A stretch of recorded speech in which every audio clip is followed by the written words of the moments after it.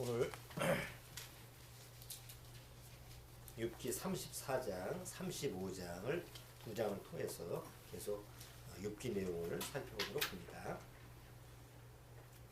자, 욥기 34장, 35장.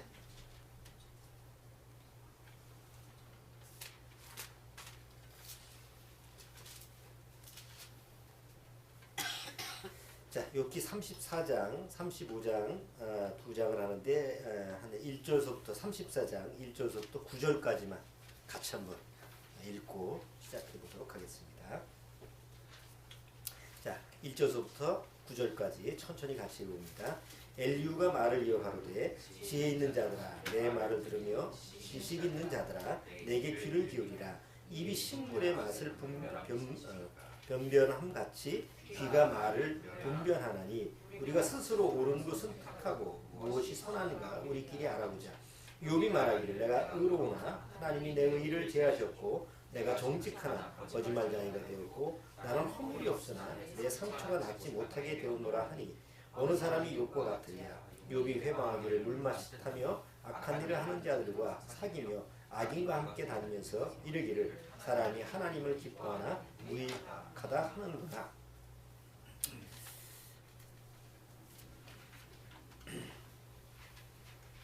자, 우리가 지난주 욥기 그 33장 내용을 하면서 욥이 가지고 있는 그 진짜 문제가 바로 자기의라고 하는 건데, 그 자기의라고 하는 것을 엘리후가 정확히 지적을 하면서 그 욥이 가지고 있는 문제를 하나님 앞에 잘 이렇게 드러나게 하는 이런 모습을 살펴봤습니다. 근데 이제 지난주 인용하면서 이제 시편 40편 1절을 인용하면서 구원의 힌트가 뭐냐?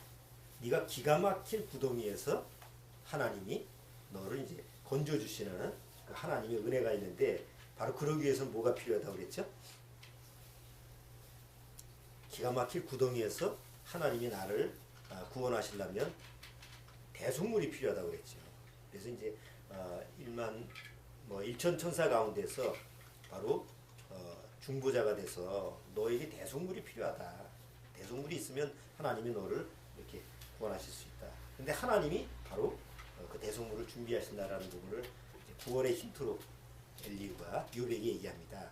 그러니까 그 당시에 율법도 없었고 성경에 지금 우리가 보는 성경 66권의 책도 없었는데도 불구하고 복음의 핵심을 정확히 알고 있었다라고 하는 이런 부분을 우리가 보면, 구원이라고 하는 것은 우리가 지금 시대에 우리가 구원받고 나서 지금 우리가 지금 누려지는 지금 이 시대에 구원이 존재하는 게 아니고 이미 하나님의 그 은혜 속에서는 창세기 전서부터 하나님의 마음 그 품 안에 있는 예수 그리스도가 바로 늘 구원의 어떤 선물로 준비가 되어 있었다라는 걸 우리가 알 수가 있습니다. 자, 그래서 시편 40편 잠깐 보시죠. 여기 손 잡고 지난번에 잠깐 봤는데 시편 40편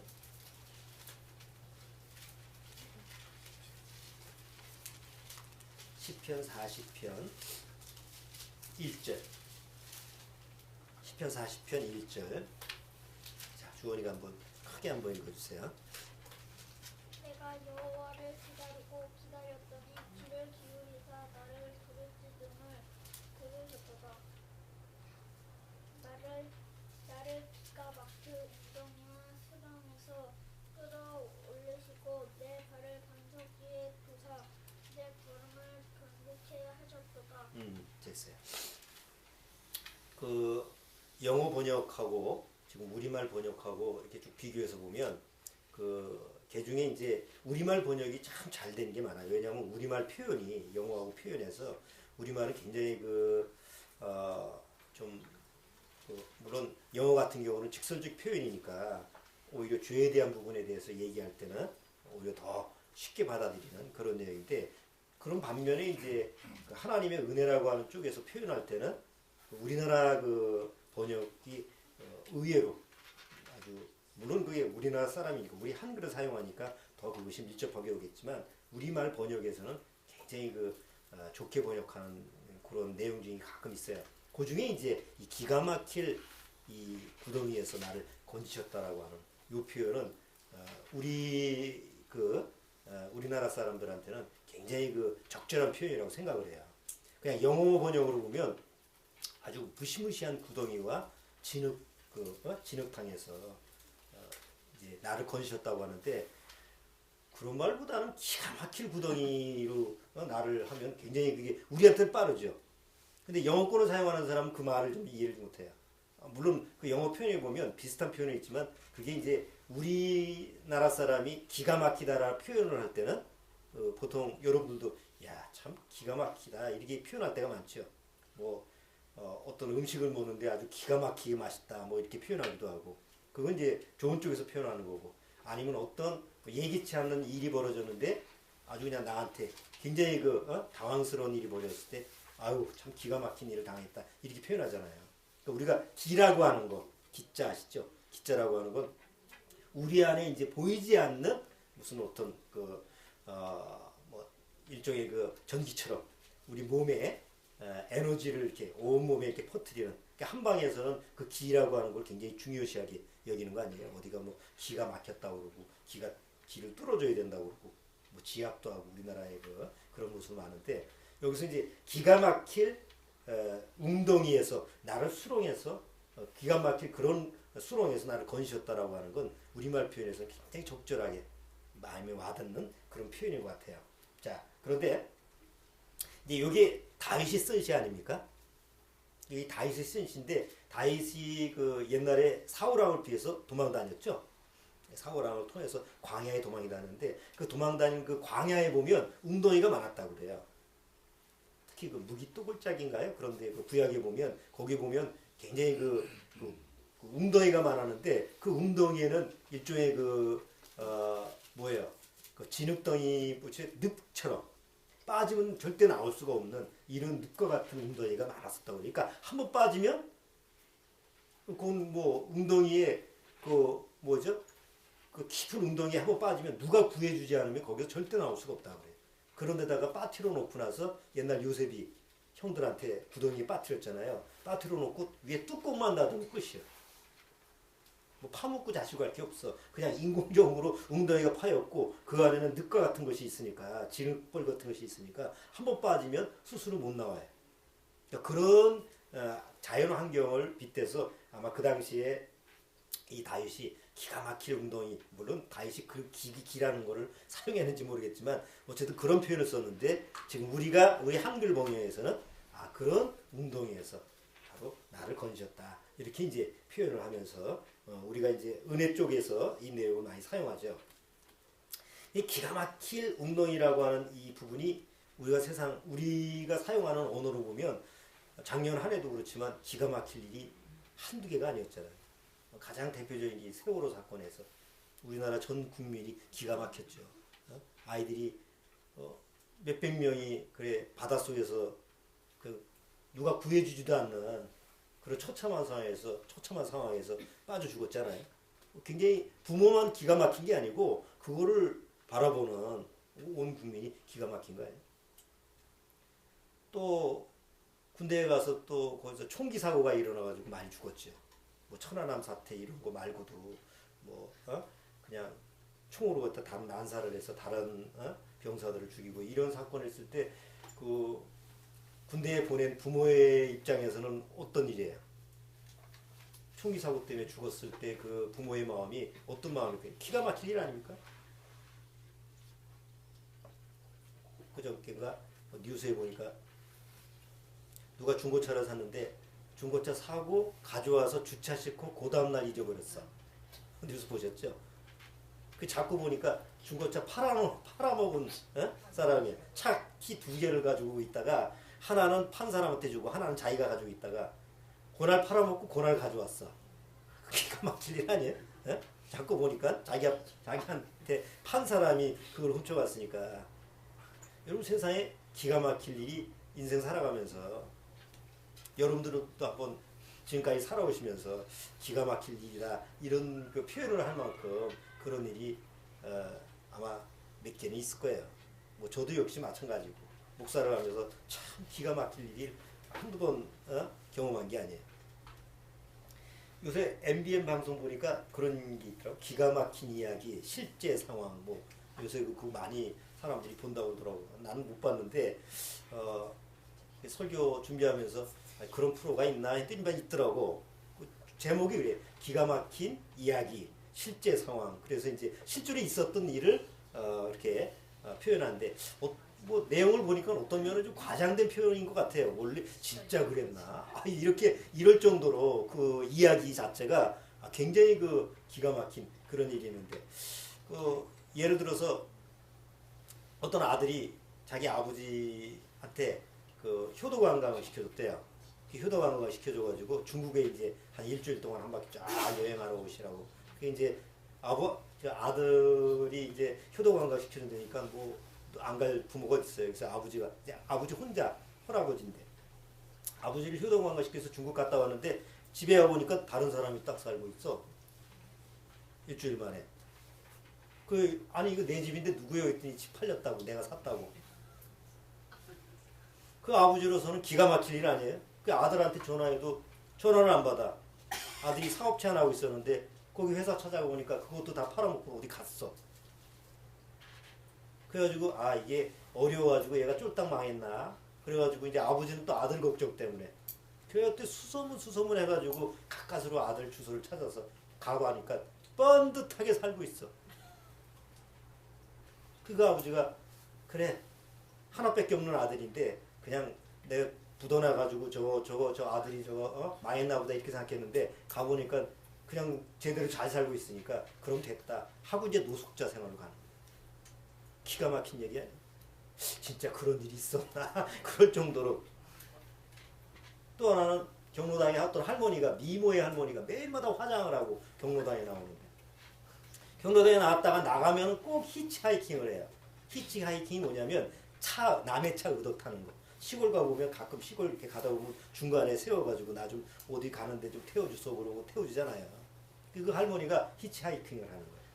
화장을 하고. 그 이제 꼭 골라도 40대 후반에 이제 운전자를 딱 고른대요. 그리고 딱 타가지고 가다가 방지턱이 있잖아. 가다가 보면 이제 이게 덜커덩하는 방지턱이 덜커덩하면 그때서부터 알아놓는 거예요. 허리가 막 삐끗해가지고 아이고 죽겠네 그래서 병원에 가자고 그래가지고 보험금을 수차례 타먹었어. 마지막에는 어떻게 의젓하다 보니까 경찰관 차를 탔어. 거기서 하다가 덜미가 잡혔어. 그거는 실제 같아. 말이 앞에 얘기보다는 허황된 것 같진 않아. 그 보니까 그 안에 내용 보면 하도 별로면 얘기가 많더라고요. 그러니까 다 죄 속에서 이루어지는 일인데 그 내용들을 보면 감히 그런 일이 있을 수 있을까 하는데 이제 그런 일이 실제 벌어졌다고 해서 막 그런 프로그램을 만든 것 같아요. 근데 성경에서도 기가 막힌 일이 많이 기록되어 있어요. 성경을 여러분들이 읽어보시면 그런 드라마처럼 아니 진짜 이런 일이 있을까? 그런가? 진짜 이거 그냥 지어낸 얘기 아니야? 이런 거 있죠. 여러분들이 이렇게 성경을 읽으시다 보면 그렇구나 이렇게 슬슬 읽어지는 게 아니고 중간중간 막히죠. 에이씨 거짓말이지 이런 일이 있을 수가 있어? 이런 얘기가 성경에는 곧잘 나와요. 여러분 성경에 나오는 중에 가장 기막힌 일이 뭡니까? 기막힌 이야기가 첫 번째 아담과 하와가 하나님의 말씀을 어기고 에덴 동산에서 쫓겨난 일이죠. 한번 생각해 보세요. 아담과 하와가 처음 하나님이 창조하시고 나서 어디에서 살았어요? 에덴 동산에 살았습니다. 에덴 동산이 어떤 곳입니까? 에덴 동산이라는 그 하나님이 주신 에덴 동산이 어떤 곳이었습니까? 부족함이 전혀 없는 곳이에요. 하나님이 가장 완벽한 환경을 만들어 주신 게 에덴 동산입니다. 거기에는 네 강이 있었다고 그러죠. 창세기 보면 그 네 강이 흘러서 강이 흐른다라는 건 뭐예요? 생명의 물줄기가 있다는 거고 그리고 그 물줄기를 통해서 자연 만물이 그냥 농사를 안 져도 돼. 그냥 자연 그대로 나오는 걸 그냥 먹고 그냥 취하면 돼. 그런데 에덴 동산에서 글쎄 제가 생각할 때는 하루도 못 살고 쫓겨나지 않았나 생각을 해요. 시간적으로 보면. 에덴 동산에서 하나님이 먹지 말라고 하는 선악과를 먹는 바람에 뭐 내가 보기에는 얼마 오래 즐기지도 못하고 바로 쫓겨났죠. 뭐 때문에? 그 먹지 말라고 하는 그거 아니 큰 죄 저지른 거 아니에요? 우리가 세상적인 그 도덕적인 기준으로 보면 너 이거 먹지 마. 아니 집에서 엄마가 야 냉장고에 둔 거 이거 먹지 마. 형은 못 먹게. 아니면 뭐 가족끼리 같이 먹자. 그래서 빵을 사놓고 이제 케이크 하나 사놓고 먹지 말라 그러는데 내가 하도 먹고 싶어서 하나 이제 뜯어 먹었어. 그날로 집에서 쫓겨나서 노숙자가 돼. 말이 안 되는 얘기 아니에요. 그럼 아담과 하가 선악을 알게 하는 씨가 먹지 마. 너 먹으면 죽는다고 했는데 먹으면 쫓겨난다는 얘기는 안 들었잖아요. 너 먹으면 죽는다는 얘기 들었지. 근데 먹는데도 죽지도 않고 대신 어떻게 했어요? 그날로 쫓겨났어요. 그리고 어디 가서 살았어요? 에덴의 동쪽에 가서 살았어요. 그럼 에덴의 동쪽이라는 게 어떤 쪽이냐? 에덴 동산은 아니에요. 근데 저주받은 다음에 그는 땀을 흘려야 먹고 사는 그런 법칙이니까 그 쉬운 삶은 아니죠. 그러면 아담과 하와 입장에서 한번 생각해 보세요. 눈 깜짝할 사이에 어디로 쫓겨난 거예요? 뻔히 에덴 동산을 보는데도 들어가지 못하죠. 거기는 화영검을 든 천사가 딱 있어서 절대 못 들어오게 하는 것 아니에요. 그리고 그 주변 저지에서 땅을 갈면서 야 그거 하나 먹었는데 이렇게 쫓겨나다니 기가 막힐 일 아니에요. 그러다가 자식을 낳았어요. 가인과 아벨을 낳았어요. 가인이 누굴 죽입니까? 동생 아벨을 죽이죠. 그 당시에는 사람을 죽인다는 살인이라는 게 없었잖아요. 누가 나를 해치고 이런 살인 사건이 없었는데 정작 자기 자식이 동생을 죽이는 살인 사건이 벌어져요. 아니 우리가 실제로 지금 죄 속에서도 여러분의 자녀가 살인자가 된다고 한다면 기가 막힐 일 아니에요?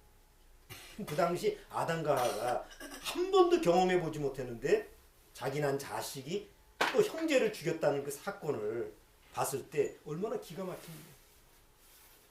그러니까 창세기서부터 보면 기가 막힌 일이 이렇게 쫙 성경을 통해서 가장 기가 막힌 일을 당한 사람이 누굴 거예요? 성경에서. 응? 성경에서 가장 기가 막힌 일을 당한 욥? 욥도 기가 막힌 일이지. 요셉이죠. 그렇죠? 요셉이 족장의 아들 아니에요. 그 당시 족장의 아들이라고 한다면 사실은 뭐 귀족이나 마찬가지죠. 그 당시에. 그런데 누구한테 팔려가지고 노예로 끌려간. 정작 자기 형들한테 팔려가지고 애굽에 노예로 끌려가잖아요. 그러면 요셉으로 봤을 때는 끌려갈 때 그 당시에 노예는 벌거벗고 끌려다녀요. 얼마나 기가 막힐 일이에요.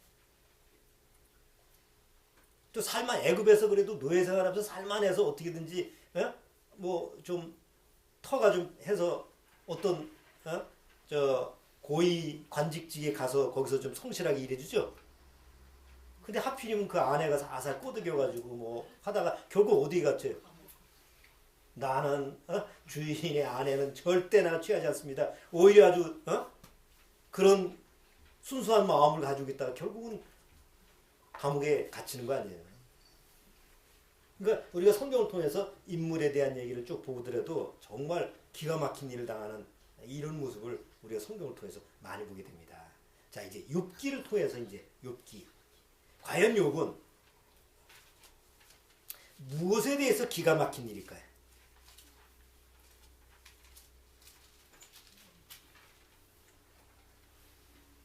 무엇에 대해서 욥은 기가 막혔을까요? 아까 세상에서 있었던 아까 예화를 들어보면 다 기가 막힌 이유가 있잖아요. 그럼 욥도 기가 막혀야 될 거 아니에요. 그럼 여태까지 우리가 욥기를 보면서 욥이 계속 탄식할 때 그 탄식은 뭐가 막혀서 나오는 말이에요? 기가 막혀서 나오는 탄식이에요. 그러면 욥은 과연 무엇에 대해서 기가 막혔냐고요.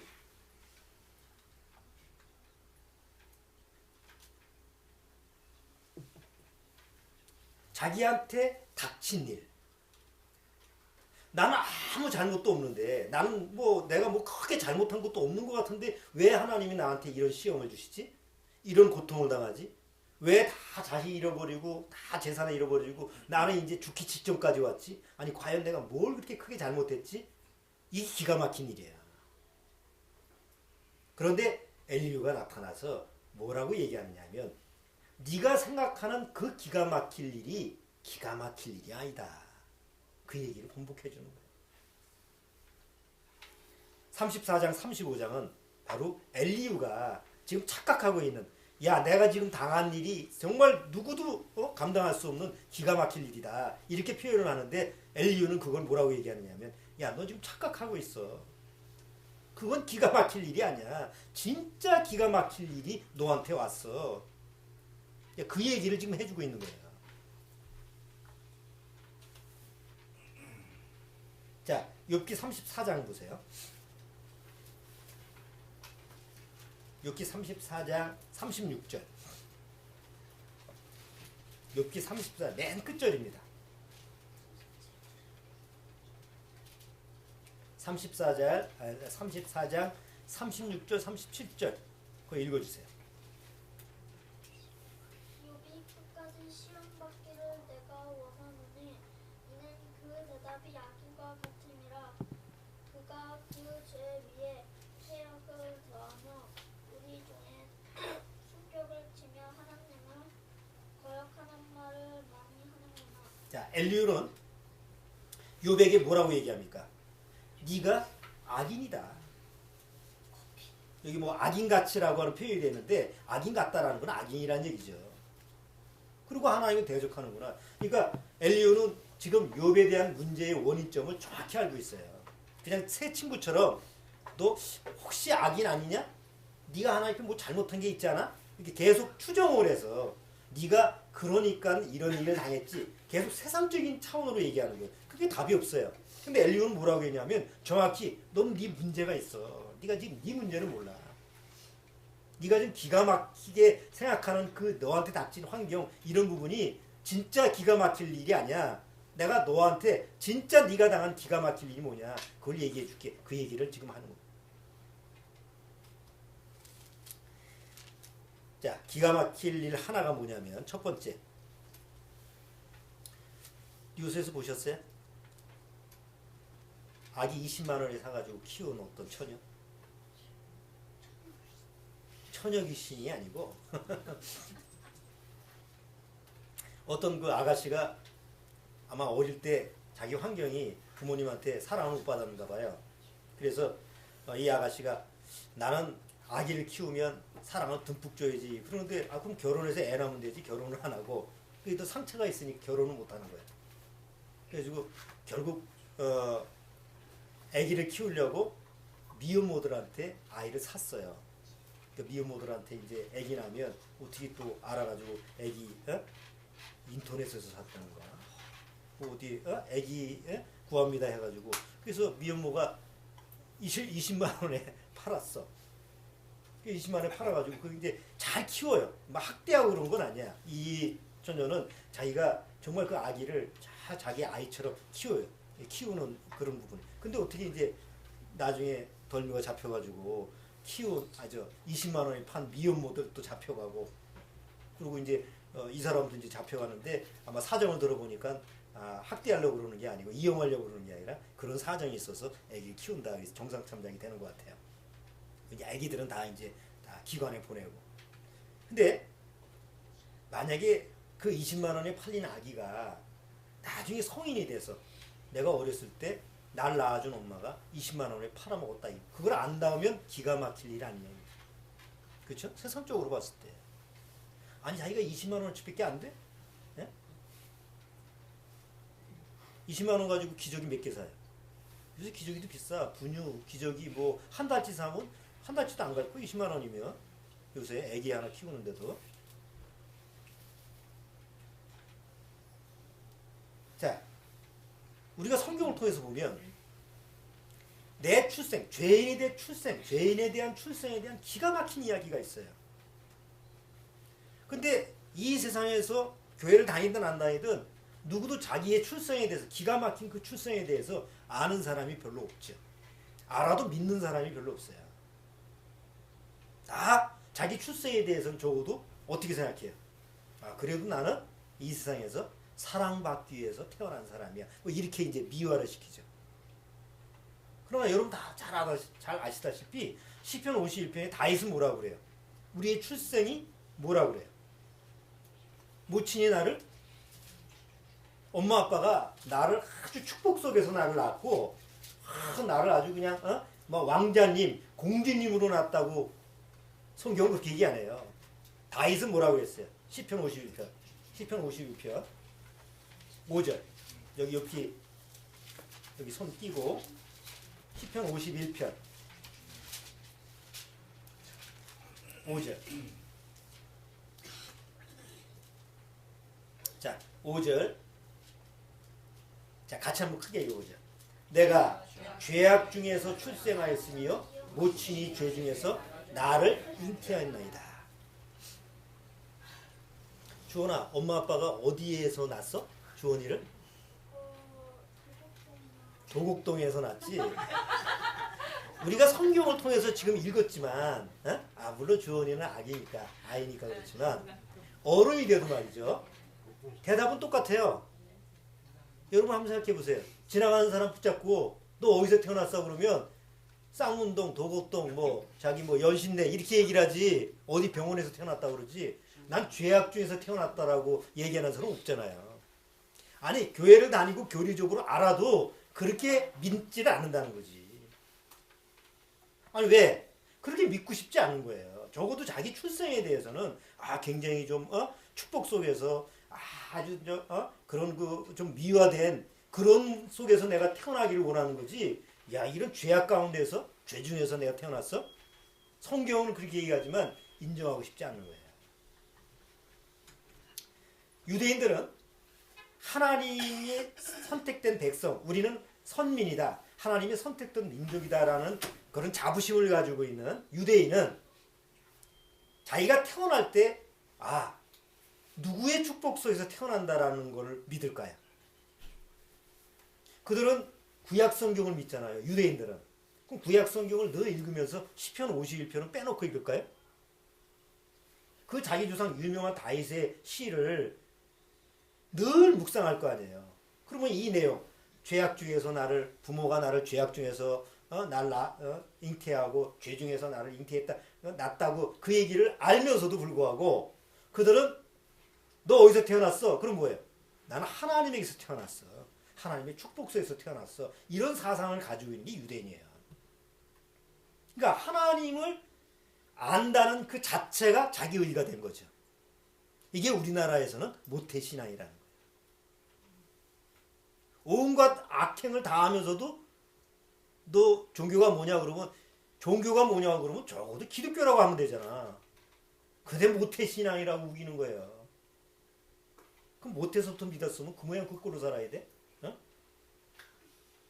사는 개차반으로 살면서 종교 물어보면 나는 모태신앙이라고. 모태신앙이라는 건 언제서부터 자기가 신앙을 가지고 있었다는 거예요? 엄마 뱃속부터 신앙을 가지고 있었다는 거지. 그럼 다윗이 얘기한 거는 이거는 공갈이잖아. 이거는 다윗은 믿음이 형편없는 사람 아니에요? 세상에 그렇게 믿음이 좋은 사람들은 모태신앙을 주장하고 나는 엄마 뱃속서부터 믿음이 좋다고 생각하는 사람들 입장에서는 다윗이 이 고백은 뭐예요? 이건 아주 말도 안 되는 얘기죠. 욥은 어떤 마음을 가졌을까요? 욥은 유대인과 같은 마음을 가진 거예요.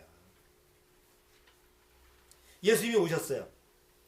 많은 유대인들이 그 유대인들 중에서도 각자 자기 의라는 그 항아리 속에서 살고 있는 사람들은 기본적으로 자기 출생을 뭐라고 믿느냐면 나는 나를 낳은 분은 하나님이야. 자기를 낳은 분이 부모라고 안 해요. 유대인들은. 나를 낳으신 분은 하나님이다라는 사상이 딱 가지고 있어요.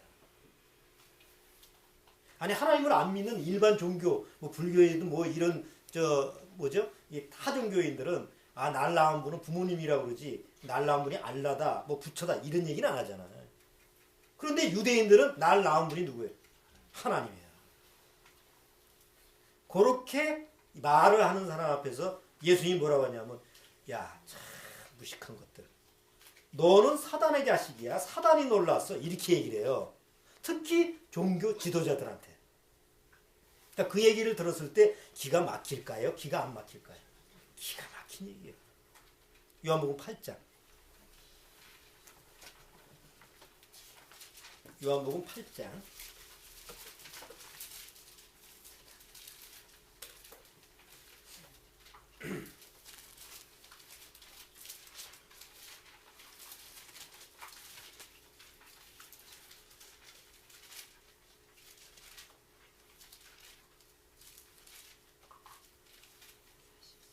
자, 요한복음 8장 33절 보세요.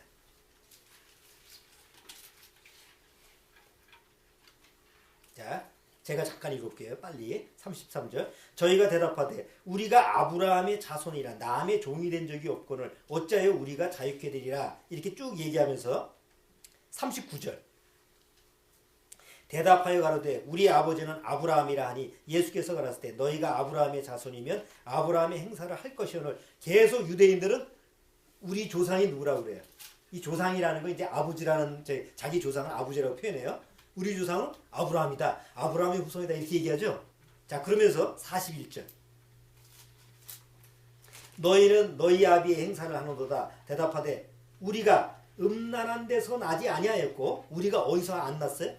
음란한 데서 안 나. 우리는 아주 순수한 아주 순정체야. 순결한 자식으로 태어났다는 거예요. 그럼 다윗의 얘기는 뭐예요?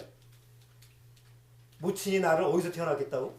가장 더러운 죄 가운데서, 죄 중에서 나를 잉태했다는 말은 이들이 믿는 거예요? 못 믿는 거예요? 모르는 거죠. 그러니까 교리적으로는 아니지만 실제로는 인정을 안 하는 거예요. 그러니까 예수님이 다시 얘기하는 거예요. 자, 다시 읽어볼게요. 아버지는 한 분뿐이시니 곧 하나님이시로다. 예수께서 가라사대 때 하나님이 너희 아버지였으면 너희가 나를 사랑하였으리니. 이렇게 쭉 얘기하면서 자, 여기 44절 같이 한번 읽어보죠. 너희는 너희 아비 마귀에게서 났으니 너희 아비의 욕심을 너희도 행하고자 하니라. 누가 났다고? 그러니까 여기 이 당시 유대 종교, 특히 종교 지도자들은 날 낳으신 분은 하나님이야. 보통 요즘 교회 나가는 기독교인들이 다 자기를 누가 낳았다고 그래? 하나님이 낳았다고 그러잖아요. 물론 창조주 하나님이신 거는 우리가 성경을 통해서 믿어. 그러나 내가 실상 구원받기 전까지는 누구의 자식이에요? 하나님의 자녀가 아니라 사단의 자녀라고 예수님은 지금 정확하게 지적을 하고 있는 거예요.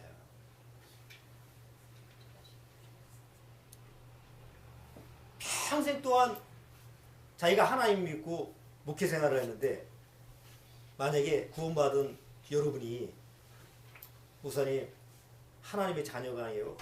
사단의 자녀입니다. 당신은 그렇게 얘기한다고 한다면 기가 막힌 이야기 아니냐 이거죠. 믿지도 않겠지만 욥이 지금 그 얘기를 들은 거예요. 엘리야한테. 욥은 마음속에서 아무리 이렇게 고통스럽고 고난을 받아도 날 낳으신 분은 누구라고 생각한 거예요. 지금 날 낳으신 분은 하나님이야. 하나님이 나의 아버지야. 이걸 아주 그냥 100% 믿는 사람이에요. 근데 엘리후가 나머지 세 친구들은 그렇게 얘기를 안 해요. 그래, 네 아버지가 하나님인 거 나도 알아. 내 아버지도 하나님, 네 아버지도 하나님, 우리 올 아버지 하나님. 그러니까 그건 내가 뭐 틀렸다고 안 하는데 그 아버지 하나님 앞에 네가 잘못했잖아. 그 얘기를 지금 계속하고 있는 거예요. 그러니까 욥의 입장에서는 아이고 지 아버지도 하나님이고 내 아버지도 하나님이고 뭐 얘기하는 거예요? 뭐 대화가 안 되는 거예요. 근데 엘리후는 뭐라고 하냐면 네 아버지 하나님이라고 생각하는데 네 아버지는 사단이야. 내 아버지는 하나님이고. 전혀 다른 말이죠. 그러니까 엘리후한테 지금 얘기해. 네한테 기가 막힌 일은 뭐냐면 네가 지금 나는 나의 아버지, 날 낳으신 아버지가 하나님이라고 생각하는데 그것부터 지금 잘못되어 있다는 거죠. 너희 아버지는 아직 하나님이 아니야. 사단이야. 넌 사단의 자식이야. 그러니까 악인에 속한 말을 하고 사악한 자지. 지금 34장, 35장은 그 얘기를 하고 있는 거예요.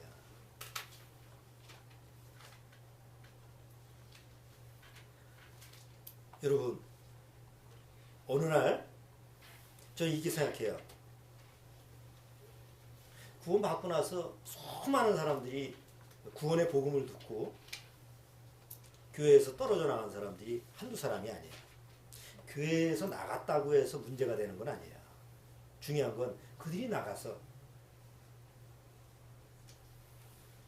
아무 교회나 다 다녀. 그러면서 자기 자신은 뭐라고 생각하냐면 아, 나의 아버지는 하나님이다라고 생각해요. 그게 자기의라는 거예요. 그러니까 종교라는 게 굉장히 그게 무서운 거예요. 한번 자기가 아, 나는 내가 하나님 믿었어. 내가 하나님을 옳게 믿고 있어. 이렇게 하나 딱 고착화되면 절대 그게 안 벗겨져요. 욥이 그랬어요. 세상에 욥 같은 사람이요. 아, 나는 내 하나님이 날 낳으신 분이 하나님이 아니야, 사단이야. 이렇게 생각할 수 있겠어요? 감히? 죽을 때까지 절대 그렇게 생각할 수 없는 사람이 욥이에요. 그런데 엘리후가 나타나서 뭐라고 그래요? 너 기가 막힐 일이 하나 있어. 그게 뭐야? 너는 지금까지 네가 알았던 네 아버지가 하나님이라고 생각하는데 하나님이 아니었어. 너는 네 아버지가 사단이야. 사단의 자식이야, 너는.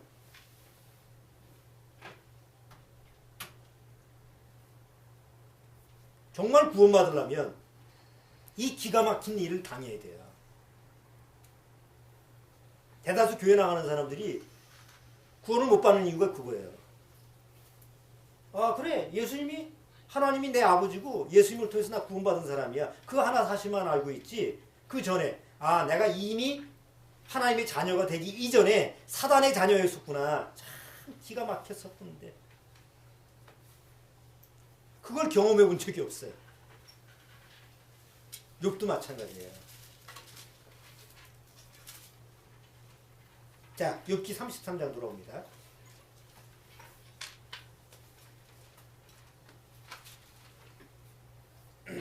아니, 34장.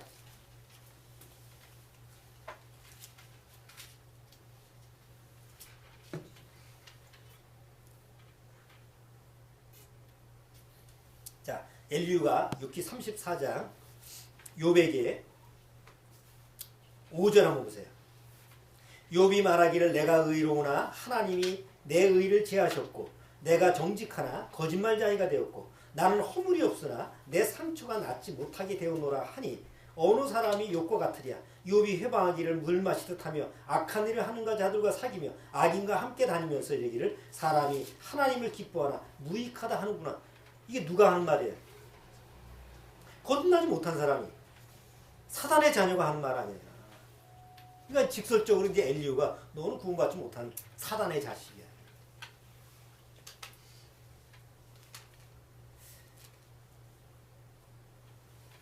자, 두 번째 이제 기가 막힌 일은 뭐냐면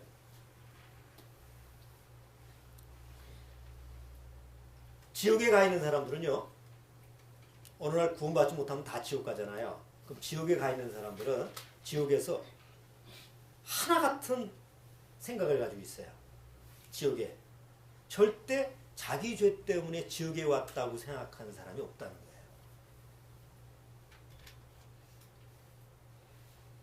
거예요. 왜 지옥 갔어요? 지옥에 간 사람은 절대 자기 죄 때문에 지옥에 왔다고 여기는 사람이 한 사람도 없어요. 지옥에서.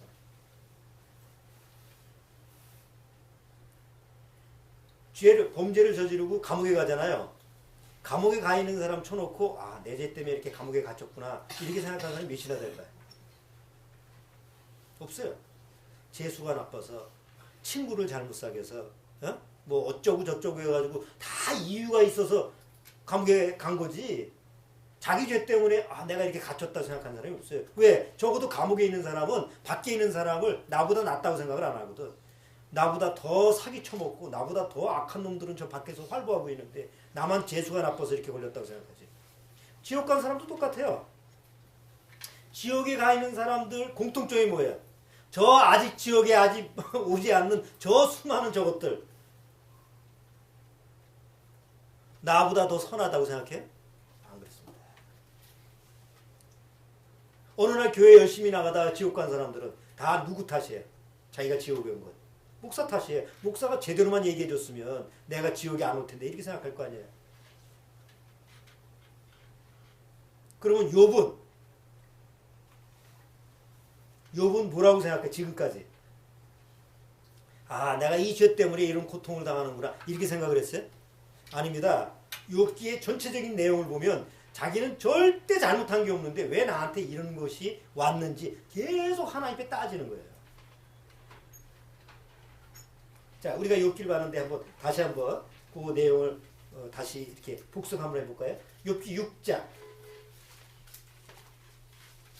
욥기 6장.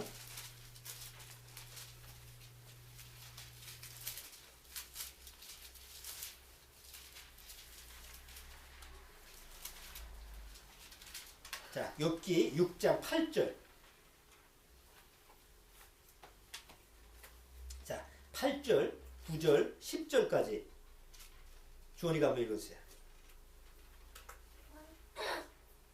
하나님이 나의 구하는 것을 얻게 하시며 나의 사모하는 것 주시기를 내가 원하노니 이는 곧 나를 멸하시기를 기뻐하사 그 손을 들어 나를 끊으실 것이라. 그럴지라도 내가 오히려 위로를 받고 무중한 고통 가운데서도 기뻐할 것은 내가 거룩하신 이의 말씀을 거역지 아니하였음이니라. 욥은 뭐라고 그래요? 내가 거룩하신 하나님의 말씀을, 아버지의 말씀을 거역한 적이 없어. 난 하나님 말씀을 거역한 적이 없어. 대개 교회 나가는 사람들이 뭐라고 얘기해? 나 하나님 말씀 잘 믿고 나 신앙생활에 이렇게 생각하지 자기가 하나님 말씀을 거역하고 산다고 생각을 안 해요. 또 9장.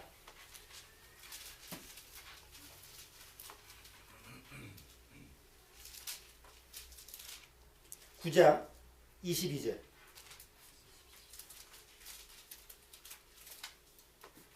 자, 9장 22절. 자, 그것도 요건 같이 읽어보죠. 일이 다 일반이라. 아니야, 21절부터 읽어보죠. 21절. 나는 순전하다마는, 순전이 뭐예요?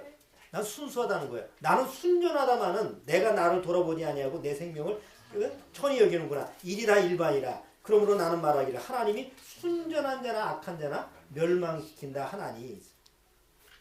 그러니까 지금 누구 탓하는 거예요? 이런 내가 뭐 이렇게 순전하게 살아봐야 아무 소용이 없잖아. 어?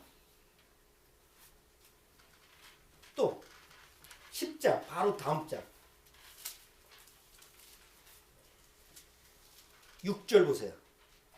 욥은 하나님에 대해서 얼마나 자신만만했는지. 6절 10장 6절 그것도 읽어주세요. 나의 허물을 찾으시며 나의 죄를 사시하시나이까. 주께서는 내가 악하지 않은 줄을 아시나이다. 자, 하나님 내가 악한지 안 악한지 한번 조사해 보라고. 뭐 조사하면 다 나오던데며. 예? 그러니까 조사해 보시라고. 내가 악한지 안 악한지. 여러분 생각해 보세요. 이 정도 욥의 마음이라고 한다면 얼마나 자기 의라고 하는 걸 딱 믿고 있는 사람이에요. 자, 그래서 23장. 욥기 23장 보면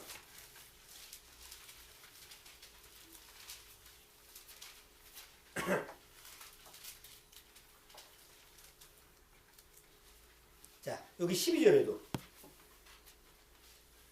12절 그것도 읽어주세요. 내가 그의 입술의 명령을 어기지 아니하고 일정한 것보다 그 입의 말씀을 귀히 어겼구나.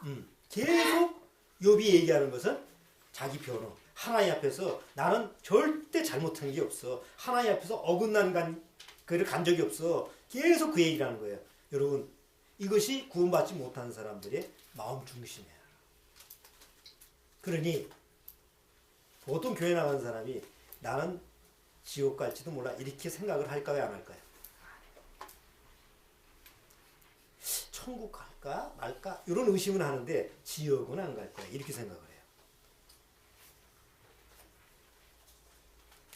자 27장 결국 욥이 굳게 붙들고 있는 게 뭔가 보세요. 욥기 27장 6절 욥이 과연 뭘 붙들고 있는가. 27장 6절 내가 내 일을 굳게 잡고 놓지 아니하리니 일평생 내 마음이 나를 책망치 아니하리라. 네, 욥이 붙잡고 있는 게 뭐예요? 나는 내 의를 굳게 붙잡고 논다고 해요, 안 논다고요? 안 논다고 해요. 나는 보통 이렇게 구원을 받았다고 하면서 지금은 그 구원받지 못한 세상에서 사는 사람들의 모습을 보면 우연치 않게 만나서 이렇게 얘기를 해보면 그러면 난 구원이 아니다라고 생각해야 되잖아요.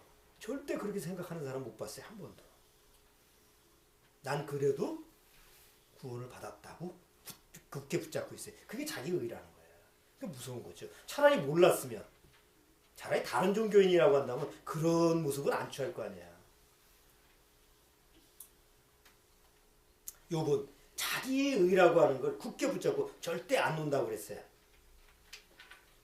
이게 기가 막힐 일이에요. 욥한테.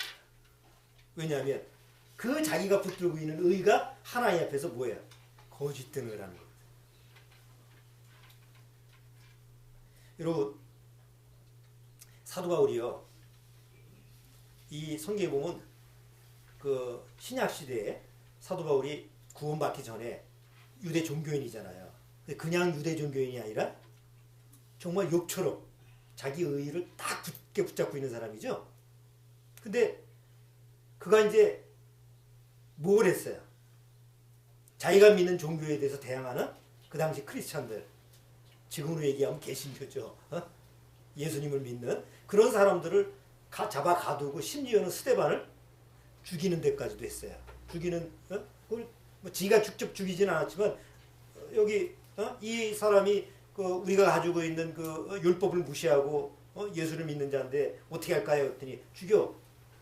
그러니까 자기 손으로는 안 죽였어도 죽이는 거랑 마찬가지였잖아요. 여러분 생각해 보세요. 지금 IS 이슬람 과격주의자들이 어디를 폭발을 하고 사람을 죽이잖아요. 묻지마 살인하잖아. 그런데 자기가 믿는 신에 대해서 뭐라고 그래요? 그게 의로운 행동이라고 생각하잖아요. 그럼 IS가 무차별로 사람을 자기가 믿는 그 신에 대해서 이게 신에 대한 명령이라고 해서 무차별 살인하는 거나 그 당시 구원받지 못한 그 사울이 스데반을 자기 종교하고 안 맞는다고 해서 스데반을 죽이는 거하고 다른 얘기예요? 같은 얘기예요. 그러니까 자기가 옳다고 여겼을 때 그게 의의가 되는 거예요. 그런 사도 바울이 다메섹 도산에 가다가 누굴 만나요? 예수님 만납니다. 사울아 사울아 네가 왜 나를 핍박하느냐. 그러니까 누굽니까? 네가 핍박하는 예수다. 그 다음에 사도 바울이 눈이 감기고 식음을 전폐하죠. 할 말을 잃었어요. 왜요? 기가 막혔거든요. 자기가 평생 믿었고 그게 옳았다고 생각했는데 그리고 그 예수를 내가 핍박하는 게 하나님의 뜻이다라고 생각하는데 오히려 하나님을 대적하는 일이 됐잖아요. 그거를 깨닫고 나서 사도 바울이 기가 막히지 않았겠냐고. 눈도 감기고 말도 못하잖아요. 결국 나중에 그가 마음속에서 내가 근본적으로 잘못됐구나. 아니 기가 막힐 일을 당하고 나서 그가 거듭나고 나서 그 다음서부터 바뀐 거 아니에요. 이렇게 기가 막힌 사건이 있어야 된다고. 그래야지 구원을 받지. 교회 나가서 몇 번 성경 보고 설교 듣고 나서 내 머리로 이해가 되는구나. 이게 구원이구나. 이래서 구원이 되는 게 아니에요. 개인적으로 무슨 일이 있어야 된다고? 기가 막힐 영혼의 기가 막힐 일을 당해야 돼요. 욥이 필요했던 게 바로 그거예요. 근데 보통 교회 나가는 사람이나 세상 사람들은 다 어떻게 생각을 해요? 내가 뭐 무슨 사고가 났거나 죽을 병이 걸렸거나 뭐 이런 환경이나 이런 기가 막힌 일을 당했을 때 교회에 와서 하나님을 찾죠. 그리고 그 환경적인 기가 막힌 일을 해결해 주려고 그러잖아요. 그러나 욥은 뭐예요? 자기 영혼의 기가 막힌 일을 지금 당하고 있는 거예요. 엘리후는 그걸 얘기하고 있어요. 자, 엘리후한테, 욥한테 기가 막힌 첫 번째는 뭐라고 그랬죠? 자기가 하나님이 날 낳은 게 아니고 사단이 날 낳았다라는 거. 사단이 날 낳았기 때문에 두 번째 기가 막힌 일은 사단이 날 낳았기 때문에 지옥 가는 게 아니에요. 내 죄 때문에 지옥 가는 거예요. 그럼 지옥 가서 기가 막힐 일 아니에요. 사단에게서 태어난 것도 기가 막힌데 그것도 사단한테 탓할 것이 내가 내 죄 때문에 지옥에 왔다는 것처럼 기가 막힌 일이 없잖아요. 세 번째 기가 막힌 일. 자, 사단에게서 태어났다 합시다. 그래서 나는 죄를 질 수밖에 없는 죄인이에요. 그러면 천국 가려면 어떻게 해야 돼요? 천국 가려면 어떻게 해야 되죠? 그러니까 세상에서 얘기하는 거예요. 우리가 기본적인 교리를 교회 가서 들었어요. 당신은 사단의 자녀입니다. 이 교리를 가르치거든요. 이 당신은 죄인이기 때문에 죄를 질 수밖에 없습니다. 이런 죄 때문에 당신 지옥 갑니다. 그럼 여러분 어떻게 해야 되겠습니까? 하고 뭘 가르쳐요? 그래서 선하게 살아야 됩니다. 그래서 착하게 살아야 됩니다. 그래서 율법을 지켜야 됩니다. 그래서 의로운 행위를 해야 됩니다. 그래서 사단에게서 태어났고 사단의 자식이기 때문에 죄인으로 죄를 짓고 살 수밖에 없어. 그래서 지옥 갈 수밖에 없으니까 지옥에 안 가려면 하나님 앞에서 선하게 살아야 돼. 이걸 가르치는 게 종교예요. 그런데 인간적인 상식으로 들어보면 그 말이 옳게 들린다는 거예요. 그렇죠? 욥도 그런 거예요. 근데 욥은 실제로 어떻게 살았어요? 욥은 지금처럼 의롭고 선하게 살았잖아요. 그래서 엘리후가 얘기하는 거예요. 차라리 악하게 살았으면 그렇게 얘기를 안 하는데 욥처럼 의롭고 선하게 살았기 때문에 그런 사람한테는 이런 말이 필요한 거예요. 35장. 이제 욥기 35장.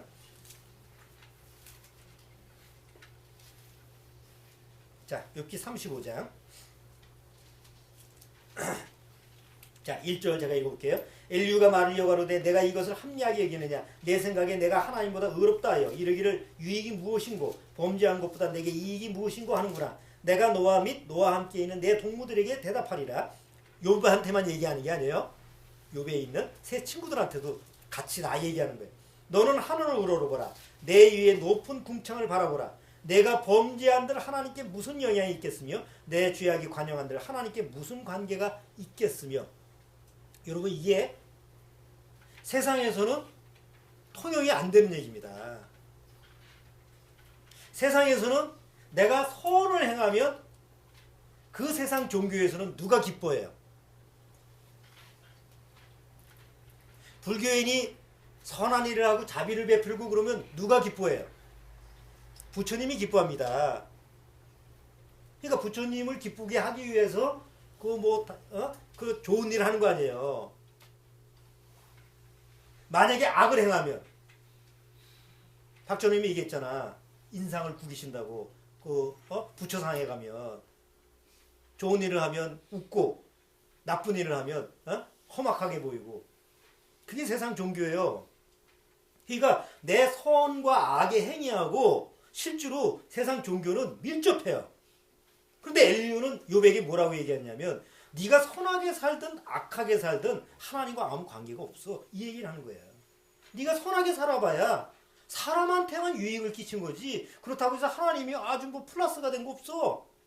네가 남한테 해코지를 하지 네가 해코지한 그 사람한테만 악을 행하는 거고 그 사람한테만 피해를 주는 거지 하나님이 그것 때문에 손해볼 일 없어. 그러니까 욥이 지금 잘못 알고 있는 게 뭐예요? 앞에 얘기했죠. 나는 처녀에게 한 번도 눈길을 주지 않았고 뭘 어쩌고 저쩌고 고아를 돌보고 별 얘기 다 하잖아요. 태어날 때부터 과부를 돌봤다고 뻥이나 치고 그러니까 그렇게 욥이 한 이유가 뭐예요? 이렇게 해야만이 누가 기뻐하신다고 하잖아요. 하나님이 기뻐하신다고 생각했거든요. 근데 엘리후가 그 얘기를 하는 거예요. 그게 아니야.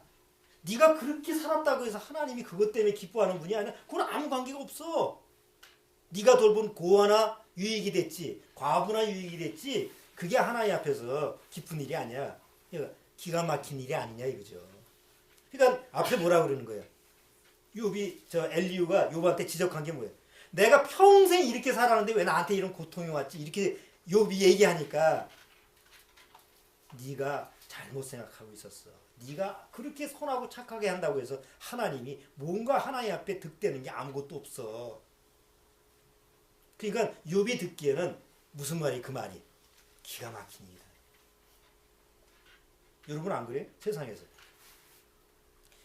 저 사람은 법 없어도 살 사람이야. 그런 사람 있죠? 근데 나중에 뭘 했어요? 살인을 해. 그래서 진정서 했잖아. 이 사람은 법 없어도 살 사람인데 상황이 어쩌고 저쩌고 해가지고 탄핵을 이렇게 해서 봐줘야 됩니다. 그러니까 사람들 마음속에서는 항상 사람에 대해서 어떤 평가를 해주기를 원해요? 처음부터 악한 사람은 없습니다. 뭔가 그 사람 안에는 선이라는 게 좀 있습니다. 이렇게 자꾸 사람에 대한 플러스를 가지는 게 사단이 넣어준 인간의 생각이에요. 어떤 사형수가 살인한 사형수가 있었어요. 하여튼 세상에서 그만 정말 다 저놈은 죽여야 돼 이런 사람이었어요. 근데 어느 날 그가 갇혀 있는 그 사형수 방에 참새가 그 쇠창살에 부딪히다가 떨어졌어요. 다리가 부러져가지고 홍구애기처럼. 그 떨어진 걸 갖다가 주워가지고 살인자라고 한다면 진격든지 아니면 뭐 갈기갈기 찢어야 되잖아. 그런데 그 방에서 자기 먹이를 자기 밥을 주면서 그 새가 날 때까지 새가 나을 때까지 키웠어. 그리고 나중에 죽기 전에 날려보냈어. 이렇게 흉악한 살인범이라도 근본적으로 마음 안에는 뭐가 있다는 거예요. 이 생물 하나도 그 불교인이 쓴 거예요. 나중에 그 교도소에 가면은 스님도 가고 뭐 신부도 가고 그래서 다 종교적으로 뭐 죄서들을 다루잖아. 그러니까 그런 수기를 쓸 때 그런 수기를 쓴 거예요. 그러니까 뭐라고 쓰느냐? 인간은 근본적으로 뭔가 그 안에 선이 있다. 사형수 이런 살인범이라도 그런 선한 마음이 있지 않냐? 이렇게 주장을 해요. 그러니까 그게 뭐예요? 인간 안에는 근본적으로 뭔가 선한 구석이 있어. 그걸 자꾸 뭔가 좀 플러스 해주려고 하는 마음이 인간의 종교예요. 근데 성경에는 그렇게 해줘야 안 해요. 아니야. 아무리 선하게 살았어도 하나님 앞에서는 그냥 죄인일 뿐이야. 욥도 그렇게 생각한 거예요. 내가 이 정도로 선하고 의롭게 살았으니까 하나님이 이 정도는 대우를 해줘야 되는 거 아니야 라고 생각하는데 뭐가 왔어요? 시험이 왔잖아. 그러니까 욥이 안 풀리는 거예요.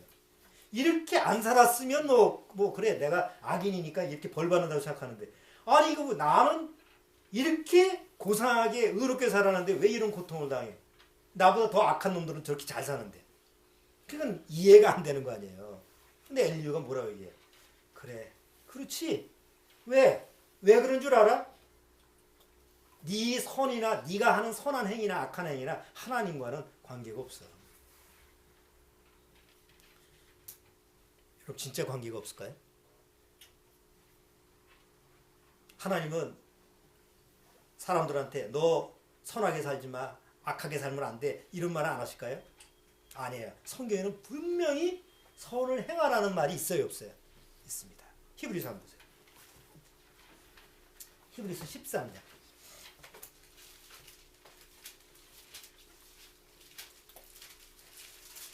히브리서 13장.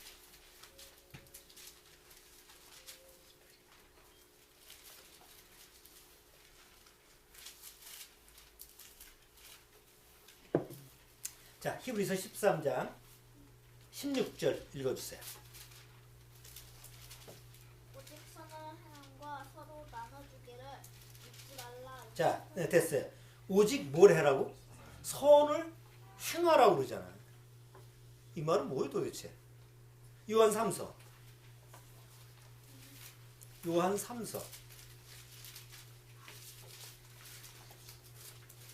11절.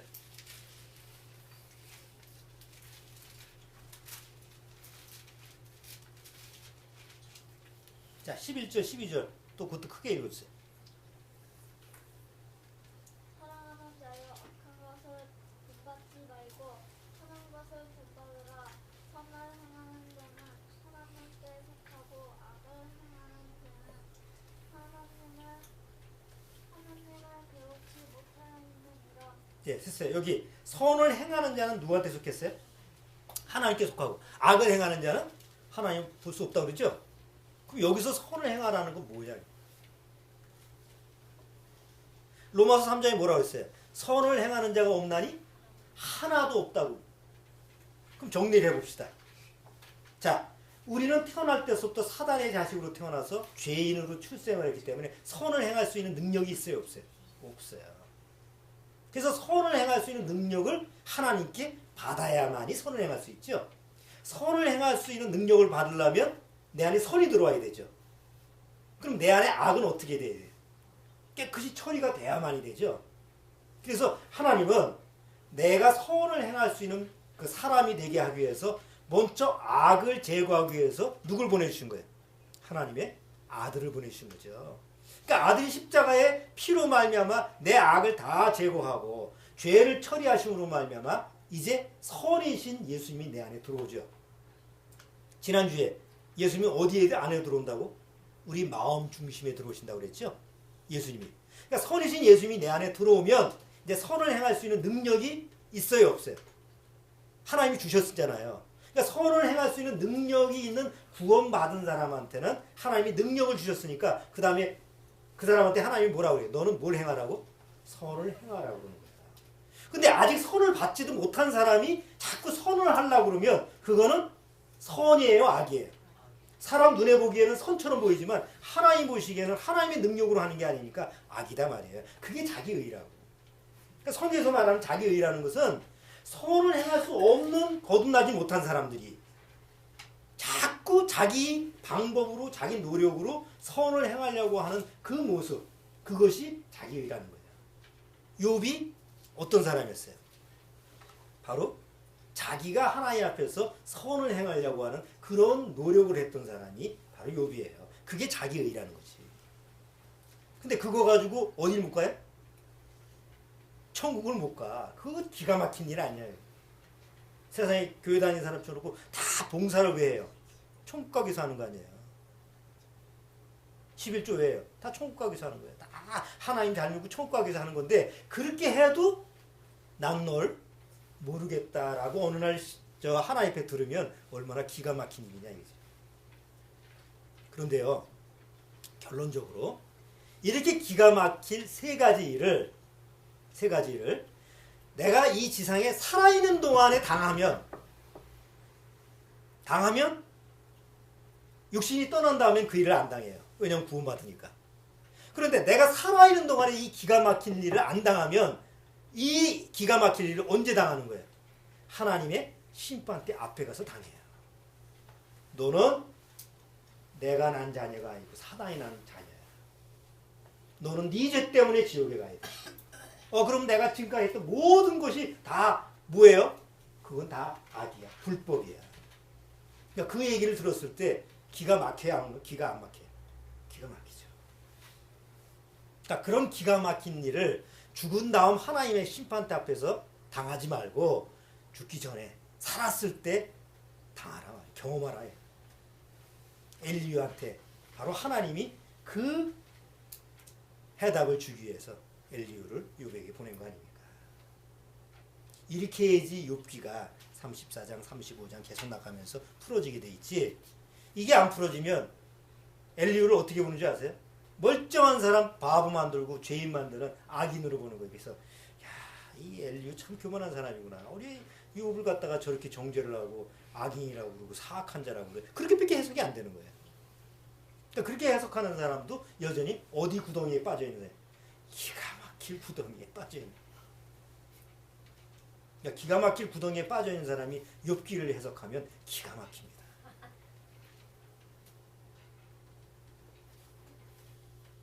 자, 이제 다음 주 36장, 37장은 엘리유의 마지막 얘기입니다. 엘리유가 마지막으로 욥에게 얘기를 하면서 이제 오늘까지 보면 가장 어두운 장면이에요. 가장 어두운 장면인데 너무 깜깜하면 빛이 안 보이잖아. 그러니까 이제 마지막에 가서 이제 조금 열어주지. 바라보는 불빛이 조그맣게도 보이면 그래도 마음이 소망을 갖잖아요. 그런 소망을 이제 줘요. 그러면서 이제 하나님이 욥에게 직접 나타나셔서 하나님이 욥을 다루시는 장면이 이제 보게 됩니다. 다음 주 마지막 엘리유가 욥에게 또 얘기하는 장면을 다음 주 다시 한번 보겠습니다. 오늘 여기까지 보도록 하겠습니다. 자, 잠깐 기도하고 마치겠습니다. 주님 감사합니다. 오늘 욥기를 통해서 엘리유가 욥에게 정말 기가 막힌 일이 무엇인지를 세 가지를 통해서 깨닫게 해줬습니다. 첫 번째는 내가 하나님의 자식이 아니고 바로 사단의 자녀로 태어났다라는 것. 두 번째는 내가 지옥 가는 것은 바로 남 때문에 가는 것이 아니라 내 죄 때문에 간다라는 사실. 세 번째는 그 지옥 안 가기 위해서 내 나름대로 선을 행하고 착하게 살고 교회도 다니고 온갖 것을 해도 결국은 지옥 갈 수밖에 없다라는 그 기가 막힌 그런 세 가지를 요백이 얘기하면서 정말 그 기가 막힌 구덩이에서 나올 수 있는 것은 오직 하나님의 은혜밖에 없다라는 사실을 전했습니다. 여기 내가 구원받았다고 하더라도 다시 한번 과연 이 기가 막힌 일을 나는 실제로 예수님 앞에서 경험했는지, 또 그런 기가 막힐 구덩이에서 예수 그리스도의 은혜로 말미암아 건짐을 받았는지 다시 한번 점검할 수 있는 귀한 시간이 되도록 주님께서 함께하여 주옵소서. 예수님의 이름으로 기도드립나이다. 아멘.